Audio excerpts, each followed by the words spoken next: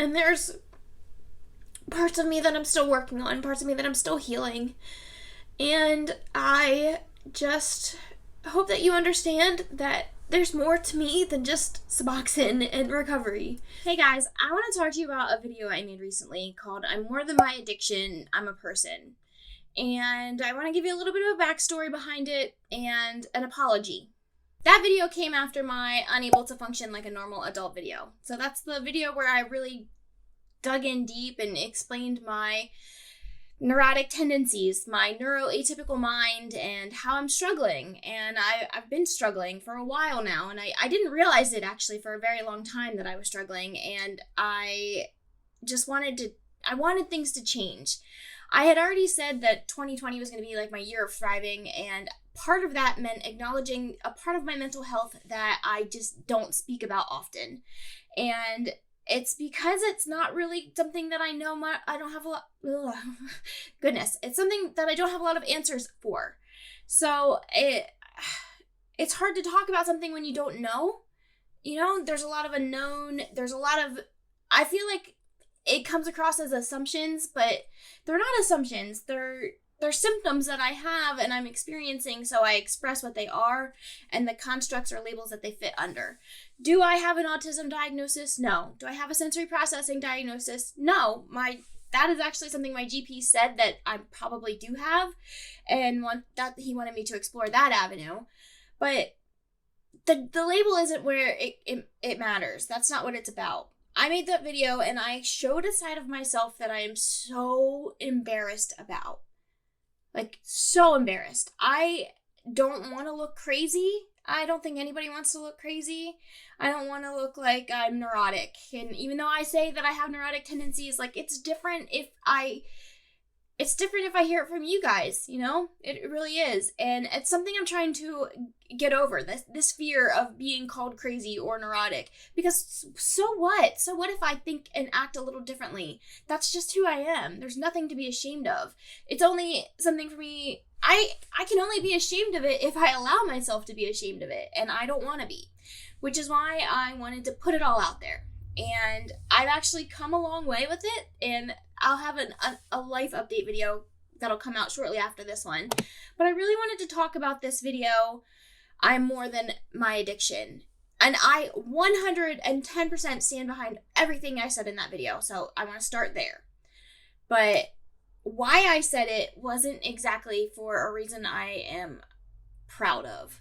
But it's something that I do a lot. So I was embarrassed and I was afraid that people would think that I was crazy. That's what I thought. You know, they're going to be like, oh my God, she's such a failure. She's such a fuck up, blah, blah, blah. Or like, oh my God, she looks so crazy, because my anxiety was high, you know, and you could see that my anxiety was high in that video, and it ebbs and flows like it does for everybody. But sometimes when my anxiety peaks, it really shows. I just speak faster and more high pitched, and I don't know, I just get nervous. Like, I get anxious.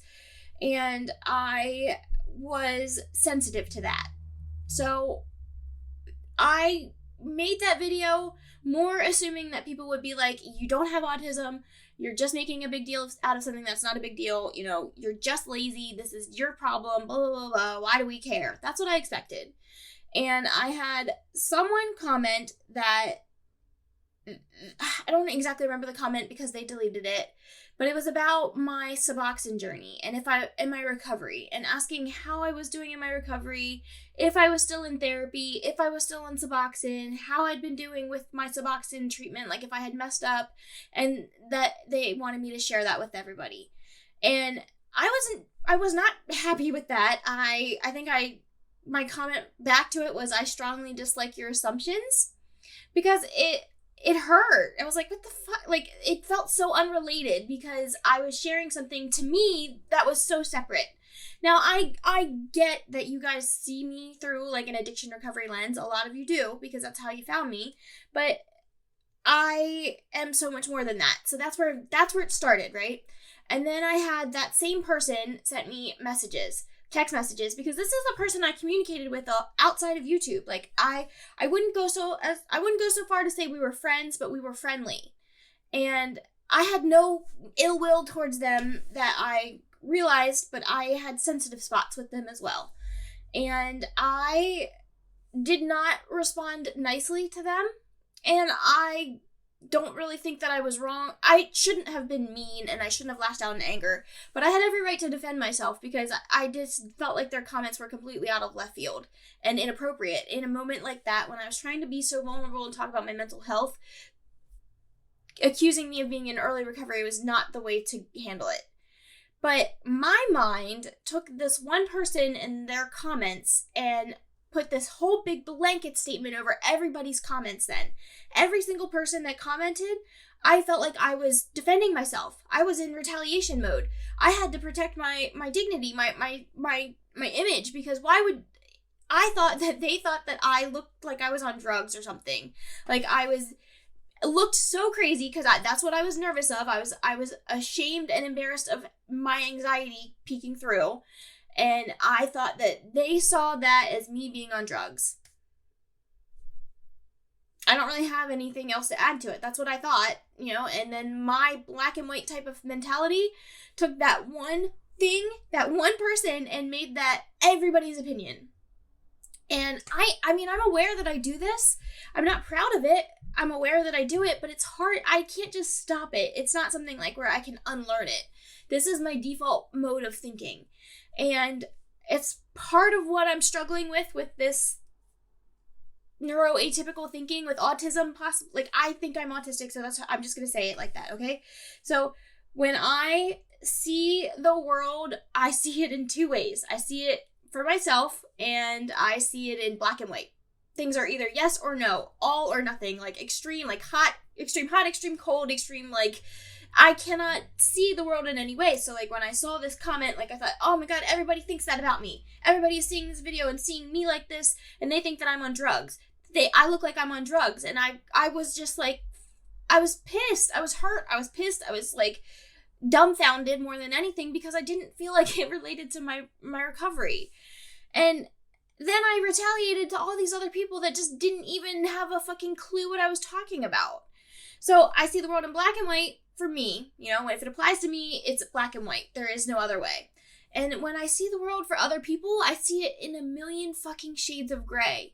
Like, I see every possible option and reason behind it, and I know that there's no way for me to ever know everything about your story and your life. So how could I ever have a definitive answer? How could I ever say it's black or white when there are a million possibilities in between?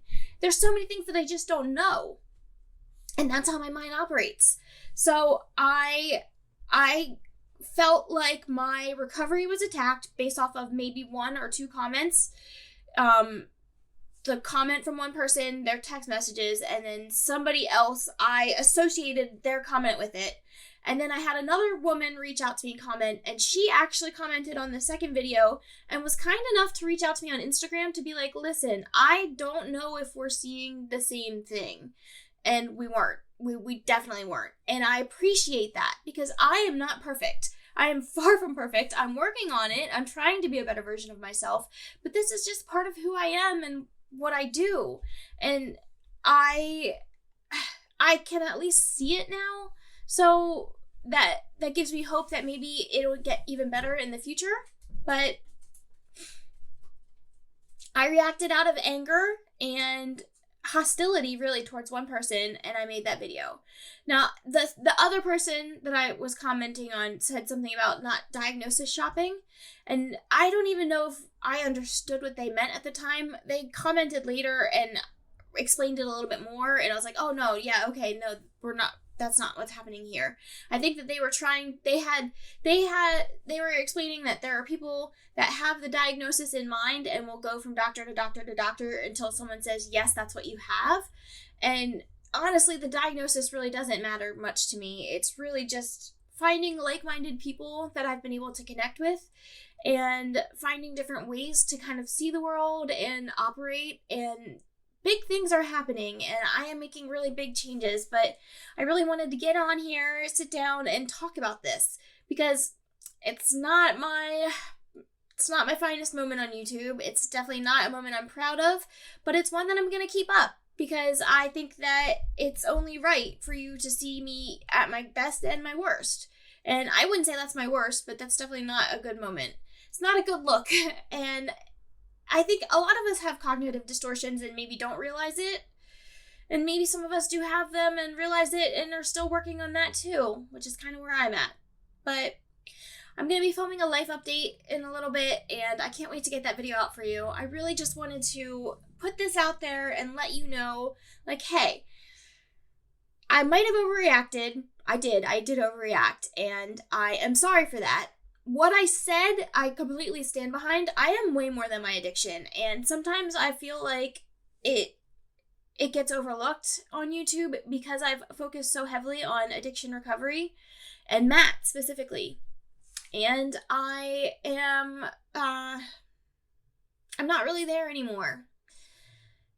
Not that I'm not in recovery. I'm definitely on recovery, and I still support Matt, and I advocate for it all the chances I can. But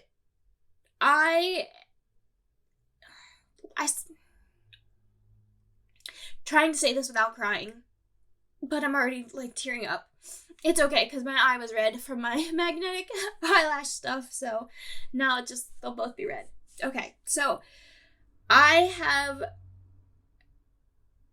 been doing a lot of growth and evolving since I lost my job in December, and a lot of good things are happening.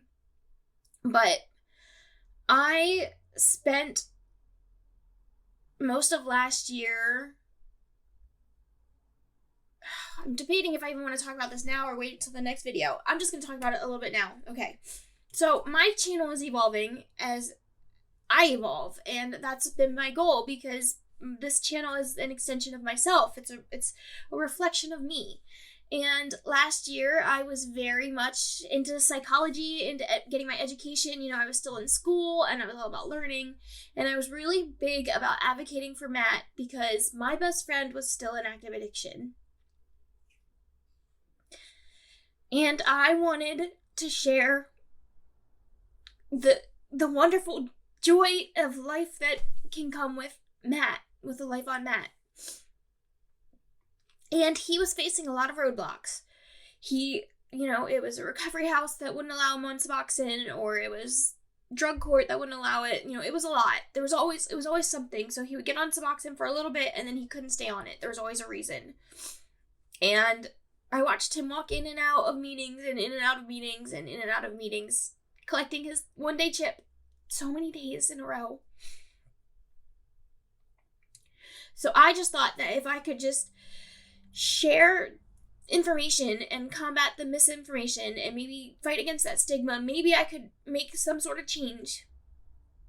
And I did. I accomplished a lot with it, and I met so many of you guys through that. But my best friend passed away in August.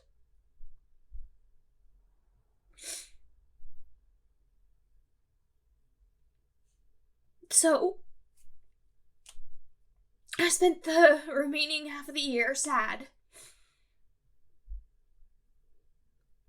And there's parts of me that I'm still working on, parts of me that I'm still healing.